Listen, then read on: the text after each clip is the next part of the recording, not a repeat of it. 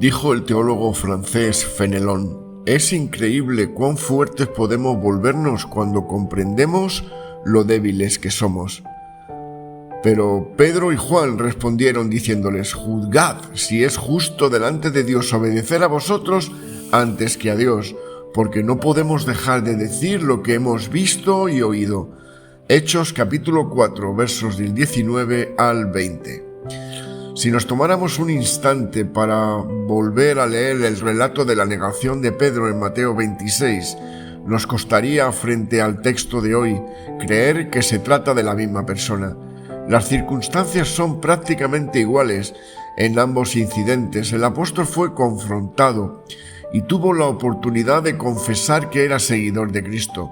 No obstante, en la primera escena vemos a un Pedro miedoso, atemorizado por las posibles consecuencias de abrir la boca y afirmar que era discípulo de Jesús.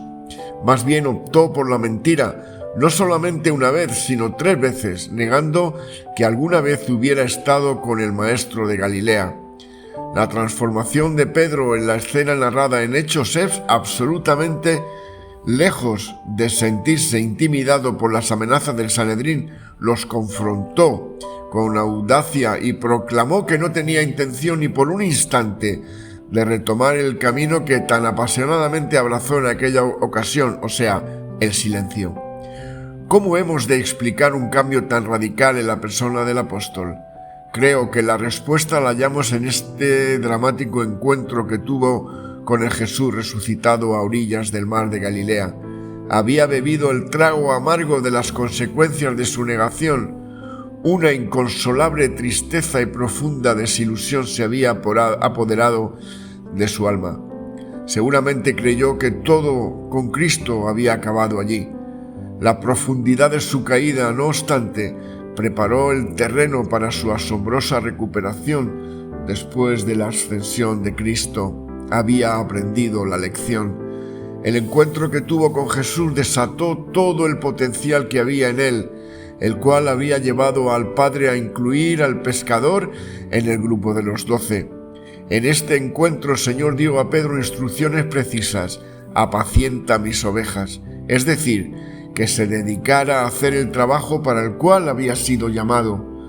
Esta extraordinaria comisión nos resulta difícil de digerir, porque estamos muy acostumbrados a evaluar a las personas en función de sus logros. Puedo decir sin temor a errar que en muchas congregaciones alguien que hubiera pasado por una experiencia similar a la de Pedro seguramente sería descartada del ministerio, probablemente en forma definitiva. Mas Cristo revela en esta ocasión una de las más grandes verdades del Evangelio: nuestros fracasos no condicionan los proyectos de Dios. Lo que mantiene en pie el proyecto del Señor para nuestras vidas no es nuestra propia fidelidad, sino la fidelidad de aquel que nos ha llamado.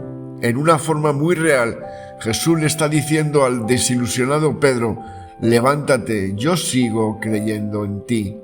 Es solamente cuando descubrimos cuán extraordinariamente profunda es la gracia de Dios que podemos alcanzar nuestro verdadero potencial en Cristo. Nadie parece entender mejor esto que aquellos que han experimentado los más desgarradores fracasos.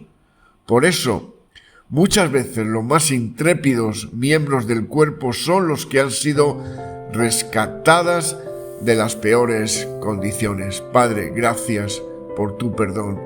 Gracias por las oportunidades que nos tiendes, que aun conociendo nuestro corazón, sabiendo cómo somos tan falibles, aún sigues diciendo: apacienta mis ovejas.